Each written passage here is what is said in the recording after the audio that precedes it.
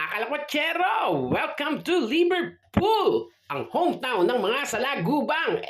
Beatles pala. At ang kasama natin ngayon is si Bando, si Tony, si Jesse, at si Chris. At nakita pa namin si Papa Rod at si Papa Nona na nakatambay. Ayan! Naglakad na kami papunta sa city center.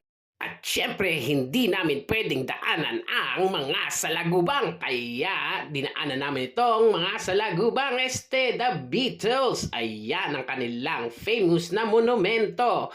At akalain mo, si Ringo, dala-dala ang bag ko. Papicture daw siya sa aking famous bag with collection. Ayan, di pa ako nakabili ng collection ng British flag. At syempre, forma! At ayan, si Baby Bear Ronnie nakasumama na rin sa amin at wala daw siyang kasama.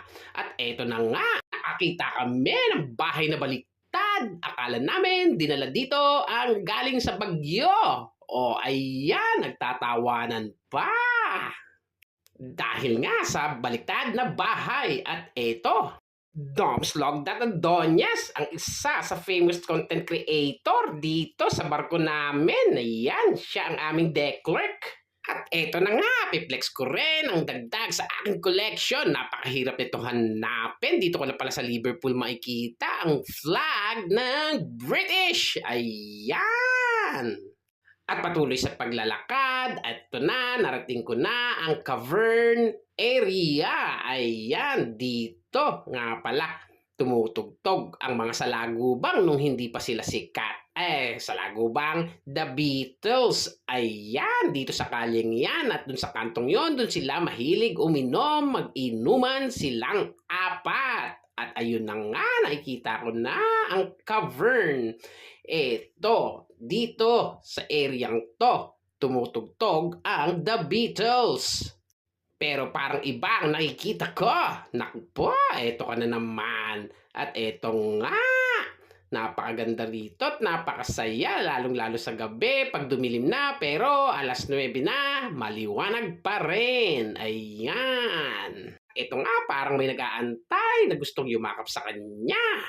Yan. At ito pa, papakita ko sa inyo ang The Cavern. Yan, dyan mismo, dyan na nga. Dyan tumutugtog ang The Beatles nung araw nung hindi pa sila sikat. Para makaipon ng pera at bumili ng kanilang mga gamit. Yan, dyan. Pero hindi pa ganyan kaganda noon. Pero ngayon, maganda na. Ito, syempre, piplex kong sarili ko na nakarating ako rito sa cavern. Nakarating na ako rito pero ipinasyal ko lang ang mga lakwatsero kong kasama. At ito ang Wall of Fame. Yan, ang bawat bricks dyan mapangalan kung saan dumayo at tumugtog ang mga sikat na manunugtog. At syempre, mga musikero. Ayan, hindi ko na binasa at napakarami niyan. At syempre, napabalik na kami at ang gaganda ng mga nakikita ko, lalo-lalo na mga gusali. Ayan. Ang gusto ko lang naman ay makita nyo ang mga nakikita ko. At dito may nakita akong restaurant dyan kumakain ng mga, alam nyo na yon. At eto, may dalawang artista ako nakita. Si Boss Jesse, Chris. At eto na nga, ayan ang Victoria. Ayan, ang kanilang courthouse. Hindi yan Victoria Court, kundi courthouse.